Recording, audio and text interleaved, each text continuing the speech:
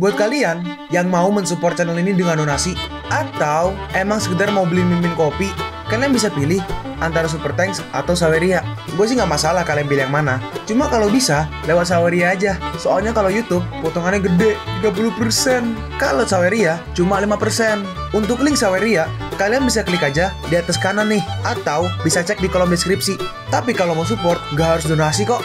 Dengan kalian nonton sampai habis, dan memberikan like pada video ini, itu udah ngebantu banget buat support channel ini. Oh iya, kalian juga bisa join nih ke grup Telegram komunitas cerita manhwa yang baru. Untuk linknya, gue tampilin di layar ya. Tapi kalau malas ngetik, cek aja kolom deskripsi. Di sana, kalian bisa sharing nih topik seputar manhwa dan kawan-kawan, dan juga ketemu teman baru. Kalau mau info terbaru dari Mimin, misalnya upload kapan atau misalnya ada telat upload, Mimin pasti akan langsung infokan di Telegram. Makanya, jangan lupa join ya. Gak perlu berlama-lama lagi, kita mulai aja ceritanya. Yang tengah tuh pemimpin keluarga Ye, kakeknya Ye Chong. Jika bukan karena kamu dan Liu Ko berbuat curang, cucu bayiku Ye Chong gak akan bingung antara hidup dan mati. Yang kiri Mimin lupa siapa, tapi dia salah satu dari 5 keluarga besar lah. Yang kiri berkata, apa yang sedang kau tunggu? Lakukan aja. Lalu mereka menyerang Nalan secara bersamaan. Dalam sekejap, tiba-tiba seseorang maju dan langsung menahan serangan dari mereka. Ternyata itu adalah Qi Wushuang dan 2 tentara mungkin ya. Qi Wushuang berkata, "Yang mulia, aku datang terlambat untuk membantu." Qi Wushuang, apa kau benar-benar ingin menjadi musuh kami? Berhenti bicara omong kosong. Kalau kau ingin menyentuh ratu, lewatkan mayatku dulu. Dalam hal itu, bahkan aku akan membunuhmu. Qi Wushuang berkata, "Antarkan yang mulia untuk pergi." Baik, sialan, kita nggak boleh membiarkan Nalan Meng kabur. Si bloodline-nya Paichi berkata, "Jangan khawatir, bukankah kau masih punya aku?" Lalu bloodline dari Paichi langsung bertindak dan mereka mengeluarkan seperti semacam serangan lah. Serangan itu berhasil membunuh kedua tentara, tapi Nalan berhasil menahannya. Lalu Nalan menyerang balik. Dia memunculkan sebuah naga kelihatannya. Perjuangan terakhir. Mereka berdua beradu serangan, tapi pada akhirnya Nalan Meng yang kalah. Paichi berkata, "Nalan Meng, hari ini adalah tanggal kematianmu." Dalam hati Nalan, benarkah hari ini aku akan benar-benar? Lalu entah dari mana, bertarung adalah hal yang dilakukan oleh para master. Tiba-tiba muncul seperti akar atau batang pohon dari bawah tanah. Apa ini? Sialan. Lalu setelah itu, nggak cuma itu, muncul juga. Hah? Apa ini?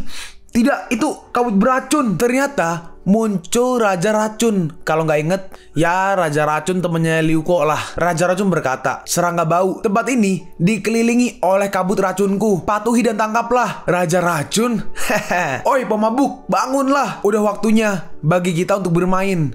Mari kita adakan pertempuran cepat dan kembali minum serta bermain catur." Bersama si Raja Racun, ada juga si Sage pohon pelindung. Raja Racun pun turun dan langsung membunuh para prajurit. "Raja Racun, kenapa kau memanggil ayahmu? Aku sedang sibuk. Aku akan membunuhmu." Dia mulai menyerang, tapi tiba-tiba dia ditangkap kakinya oleh ranting. Tahulah siapa. Nah, ternyata 2 orang udah tertangkap. Kenapa kau juga di sini? Hah? Oh, itu ada sesuatu yang lucu juga. Setelah itu, kakek dari Ye Chong juga ditangkap juga. "Hei, turunkan orang tua ini cepat." Mereka bertiga tertangkap. "Saudara yang baik, apa kau bisa membiarkan keluarga Lun pergi?" Ih, geli. Astaga, wanita tua ini berperilaku cabul. "Hei, kalian berdua diam untukku." Si wanita melanjutkan, "Kau hanya perlu melepaskan keluarga Lun, dan keluarga Lun akan berjanji membuatmu bahagia." Lalu si pohon memunculkan sebuah seperti serangan dan meledakannya di depan dari wanita keluarga Lun. Raja Racun berkata, "Raja Xian, kau telah minum terlalu banyak, dan kentutmu itu telah membuat ketiga orang itu kaget." "Oh, kentut." Raja Xian merespon, "Apakah itu nggak menarik?" Ternyata Paichi juga tertangkap. Raja Racun berkata, "Kakak Nalan, sekarang hanya tinggal 1. Aku akan menyelesaikannya sendiri." Saat Nalan menyerang Paichi, tiba-tiba, astaga, ini begitu menindas. Aku nggak bisa bernafas. Itu datang. Sialan. Apa situasinya? Saat dilihat ke atas, kita melihat bloodline dari Paichi. Raja Racun berkata, "Sialan, bagaimana mungkin garis keturunan ini begitu jahat? Akhirnya kau ada di sini." "Kau terlalu lambat." Koreksi. Ternyata bukan bloodline-nya Paichi. Ternyata itu adalah Ye Chong. Ye Chong berkata, "Kau terlalu lambat. Bahkan butuh bantuanku untuk menyelesaikan beberapa bagian yang kacau." Apa kau melanggar kontrak? Karena itu Ye Chong, ya Ye Chong. Lalu apa? Sekarang kalian berdua kau dan Hao Tian ada di tanganku. Hari ini adalah tanggal kematianmu.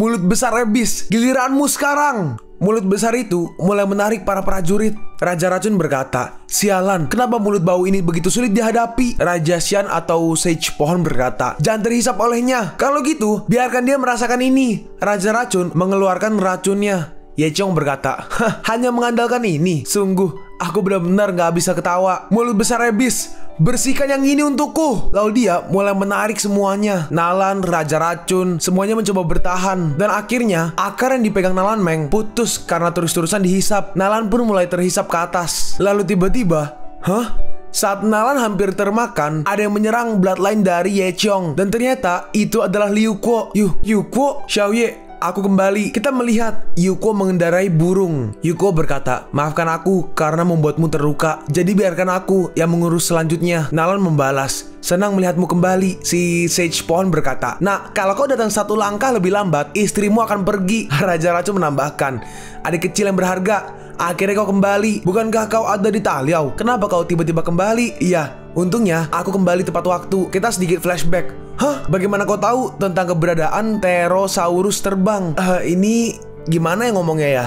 Ya apapun lah itu. Dalam hati Yuko, itulah aku secara nggak sengaja mengungkapkan rahasia inti besar. Bagaimana bisa aku menjelaskannya sekarang? Aku nggak bisa mengatakan bahwa dunia ini aku yang tulis sebelumnya. Sui Qiao berkata, lupakan aja. Sekarang karena kau tahu, bukankah yang ada di sini milikku juga? Sui Qiao melanjutkan, setelah kau selesai menangani urusan Hao Tian, datanglah dan layani aku kemudian. Ngomong-ngomong, Tachin juga menerima surat dan dia membawa kepada Hao Tian dan Pei Yunhai juga akan membawa pasukan sebanyak 300.000 orang. Yuko berkata, terima kasih kepada kalian semua atas perhatian dan kerjasama kalian. Sekarang tinggalkan sisanya padaku. Sialan, kenapa dia kembali? Si bloodline-nya berkata, setelah sekian lama kekuatannya meningkat dengan banyak dan situasinya menjadi semakin rumit. Hei, apa yang kau takutkan? Bukankah mereka di sana? Ye Chong melihat ke arah penatua keluarga besar dan mereka dihisap, ditarik. Dan ternyata mereka seperti diserap hidupnya. Ini gak baik. Ini adalah sihir besar yang menyerap partikel. Kau adalah Ye-er. Ye Chong membalas, apakah ini kekuatan Wuchong? Liu Kuo, hari ini adalah waktu kematianmu. Ye Chong mengambil sebuah pedang dan dia bergegas pergi menyerang ke arah Liu Kuo. Liu Kuo juga maju dan mereka beradu serangan. Serangannya menghasilkan dampak yang sangat besar. Sulit dipercaya bahwa kau masih hidup, Ye Chong. Tampaknya kau udah tahu, jika aku mati, siapa yang akan membunuhmu? Ternyata dia adalah Ye Chong. Ye Chong, kali ini aku nggak akan lagi lemah hati. Yuko menyiapkan serangannya. Nih, terima ini. Dia menyerang ke arah Ye Chong. Apa kau pikir seranganmu itu bisa melukaiku? Tapi ternyata tiba-tiba Ye Chong seperti menghilang, menghindari serangannya. Selanjutnya, aku akan membiarkan kamu merasakan kekuatan dari Martial Ancestor tahap ketiga. Lalu dia menggunakan 3 tuh, berarti ini 3 yang ini ya. Kalau nggak salah, kekuatan yang dia dapat dari ketua keluarga tadi. Menggunakan kekuatan dari ketua ketiga keluarga besar tadi, dia menyerang Yuko dan menghasilkan ledakan yang sangat besar. Tapi ternyata Yuko nggak kenapa-napa. Dia memunculkan bloodline-nya juga. Ye Chong bertanya, apa itu familiar yang terkuat yang kau sebutkan itu? Bloodline-nya menjawab, iya, kau harus berhati-hati. Ternyata bloodline Ye Chong yang paling kuat, guys. Kan ada yang nanya tuh, nanya yang bloodline siapa yang paling kuat, bang? Udah dijawab ya, bloodline terkuat. Bloodline-nya Yuko berkata, aku menyelamatkanmu lagi. Yuko membalas, terima kasih monster tua. Bloodline-nya melanjutkan, tubuhmu adalah milikku. Raja Xian Sage Pohon berkata, akhirnya garis keturunannya sudah terwujud. Raja Racun berkata, kenapa garis keturunannya sangat mirip dengan Ye Chong, tapi energi iblisnya nggak terlalu berat? Nggak peduli apakah dia jahat atau enggak. Aku percaya anak itu telah mati Nalan. Yuko, nggak peduli kau jadi apa, aku akan selalu ada di sisimu. Kupikir kau melakukan gerakan besar apa? Ternyata cuma dibantu monster itu. Kau nggak ada bedanya denganku. Kita berdua adalah monster. Kita adalah iblis. Emang kenapa kalau aku menggunakan monster? Emang kenapa jika aku mendapatkan energi iblis? Selama hati baik dan gak melakukan apapun yang menyakiti alam, maka itu benar. Qi Wushuang berkata, anak baik, aku benar-benar salah menilaimu. Diam, kau berpura-pura berbicara kepadaku tentang benar dan salah. Kau adalah protagonis dunia ini dan aku adalah pemimpin, dan semua yang kulakukan adalah benar. Lalu Ye Chong menggunakan bloodline-nya, dia menyerang Liu Kuo. Untungnya serangan pertama Yuko berhasil menahannya.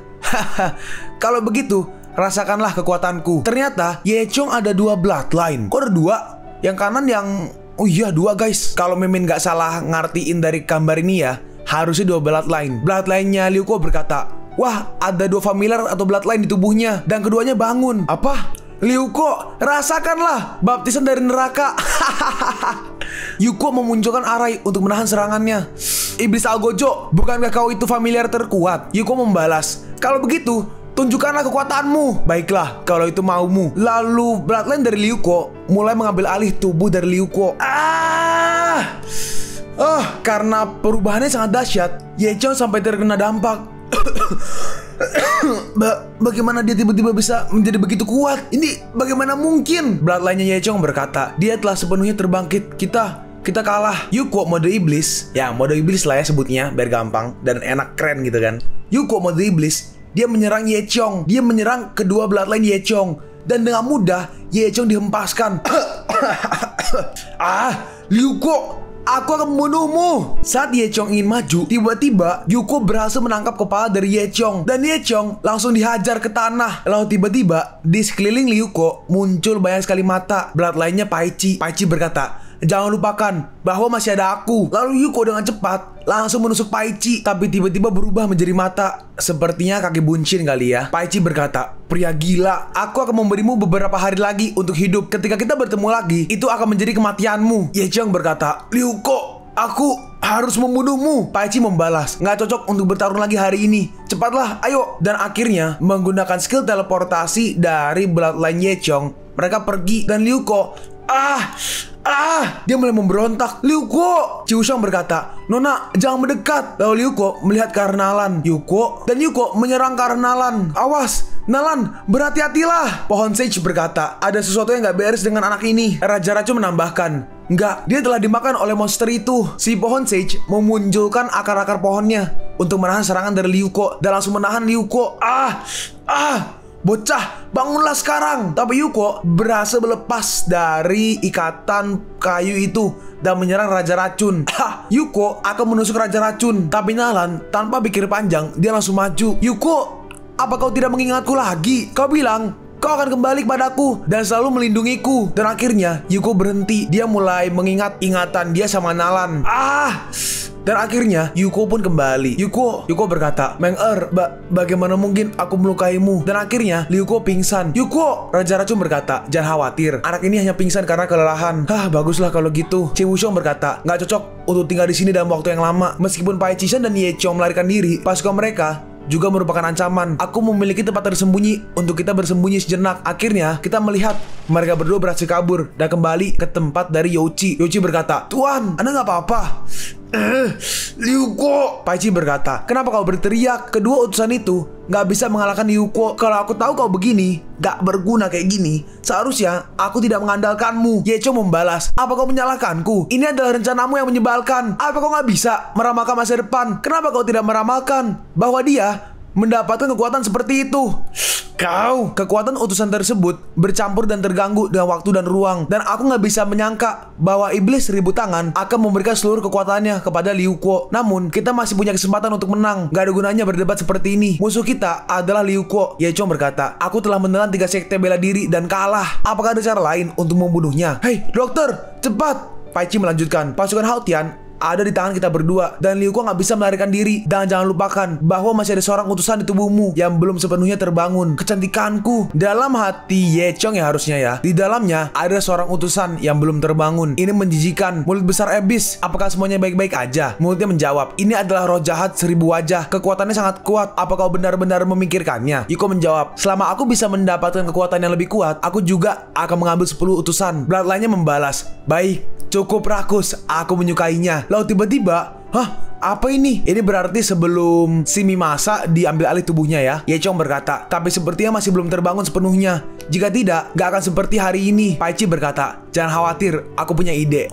Kita sekarang pergi ke mansion rahasia keluarga Chi, di mana Yuko ditidurkan. Bukan tidur, apa ya? Ditidurkan. Diistirahatkan. Enggak dong, diistirahatkan meninggal dong. Dibawalah untuk dijaga. Raja Racun berkata, anjing haram Pai Qishan dengan diam-diam memangsa kekuatan militer untuk memenangkan hati orang-orang dan merencanakan pemberontakan ini dengan Ye Chong. Ini menjijikan. Perbatasan Hao Tian diblokir oleh pasukan Lord Rabbit, dan jalanan serta lorong-lorong dipenuhi oleh pengawal elang terbang. Qiu Shuang berkata, Saat ini, aku hanya memiliki sedikit lebih dari 10 murid keluarga Chi yang bersedia untuk ditugaskan. Dan mereka nggak bisa membentuk kekuatan tempur sama sekali. Ini semua kesalahanku. Jika saja aku bisa melihat melalui dirinya lebih awal, hal-hal ini tidak akan terjadi. Seseorang merespon, entah siapa. Cuma dia merespon lah. Jangan salahkan dirimu sendiri. Hati orang lain sulit diprediksi. Dan ini bukan sesuatu yang bisa kita kendalikan. Raja Racun berkata, anak itu terluka parah. Jadi mari pulihkan diri beberapa hari sebelum membahasnya kembali. Ci Wushuang berkata, baiklah, kami tidak akan mengganggumu terlalu banyak. Istirahatlah dengan baik. Yuko, maafkan aku. Jika bukan karena aku, kau tidak akan terluka lagi. Yuko pun akhirnya bangun. Kau bodoh. Yuko berkata, Meng-er, aku gak akan pernah meninggalkanmu lagi. Nalan berkata, senang melihatmu aman dan selamat. Yuko bertanya, kenapa kau begitu bodoh? Gimana kalau aku benar-benar pasien yang Liu Ko lepas kendali? Nalan membalas, aku sangat yakin bahwa kau tidak akan menyakitiku dan kau gak akan melupakan segala hal yang telah kita alami bersama. Yuko berkata, aku mendengar seluruh percakapan kalian tadi dan aku menyalahkan diri sendiri atas perekrutan Pai Qishan itu. Aku tidak melindungimu dengan baik. Aku pikir dengan merekrut Pai Qishan, aku bisa mencegahnya bekerja sama dengan Ye Qiong. Tampaknya semua ini emang ditakdirkan terjadi. Nalan berkata, ternyata kau udah bangun sejak lama dan kau pura-pura tidur yang membuatku khawatir begitu lama. Yuko merespon, aku hanya ingin memiliki sedikit waktu berdua denganmu. Nalan berkata, manusia emang gak bisa diprediksi dan aku menyalahkan diriku sendiri karena gak menyadari ambisi Pai Qishan lebih awal. Oh ya, ngomong-ngomong, udah lama gak bertemu. Apa yang kau lakukan? Ini ceritanya panjang. Yuko pun menceritakan apa yang terjadi. Setelah itu, terjadi banyak hal. Apa yang sebenarnya terjadi pada kamu dan Ratu?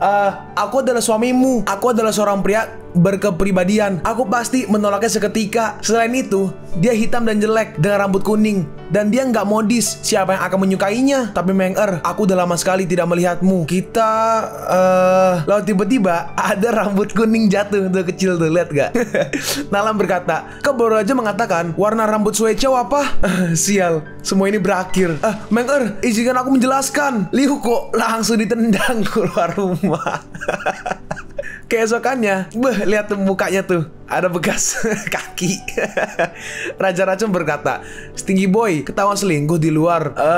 Semua orang adalah manusia. Aku mengerti, kau masih muda dan energik. Gak ada yang gak mungkin untuk memiliki beberapa wanita lagi. Kali terakhir, obat-obatan ajaib itu dipinjam oleh saudara-saudaraku. Mereka juga ingin terbang ke langit. Mereka berjalan terus, tapi sangat sepi. Raja Racun berkata, sial, kenapa gak ada seorang pun di jalan ini? Lalu tiba-tiba, mereka melihat seseorang yang berperilaku agak aneh. Yuko bertanya, apa kau baik-baik aja? Panjang umur.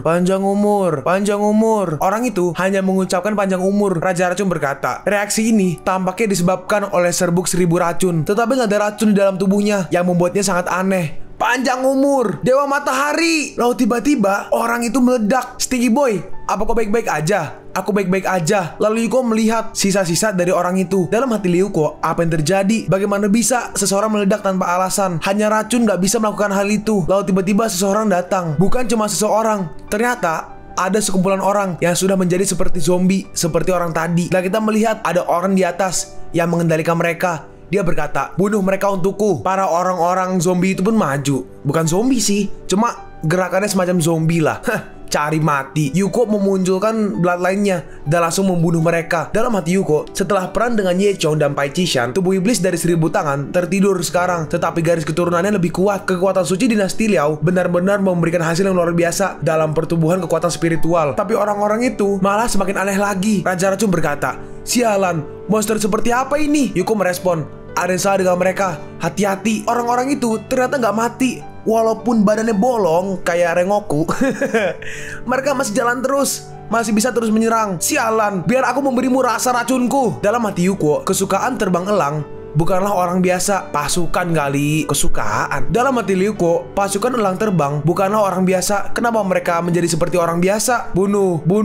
Panjang umur. Beberapa orang berhasil menangkap dan memeluk Raja Racun. Dan orang-orang itu mukanya mulai membulat. Hati-hati, orang-orang ini. Lalu mereka meledak. Hei, apa kau baik-baik aja? Bagaimana bisa rasa kembung bisa menyakitiku? Aku baru aja menghirup beberapa bubuk. Apa kau perlu begitu gugup seperti seorang ibu tua? Nalan berkata, Yuko, apa yang kalian lakukan? Raja Racun menjawab, gak ada yang penting. Itu hanya kisah feminim dari priamu. Yuko berkata, berikan aku sebuah ruang kosong terlebih dahulu. Jangan ikuti aku. Oke. Kalian pun sampai di penghujung video ini. Kalian mau tahu lanjutan chapter ini? Atau manhwa menarik lainnya? Makanya, jangan lupa subscribe biar kalian gak ketinggalan kalau gue upload video baru. Jangan lupa like, komen, dan share ke teman-teman kalian supaya channel ini bisa lebih berkembang ke depannya. Segitu dulu dari video cerita manhwa.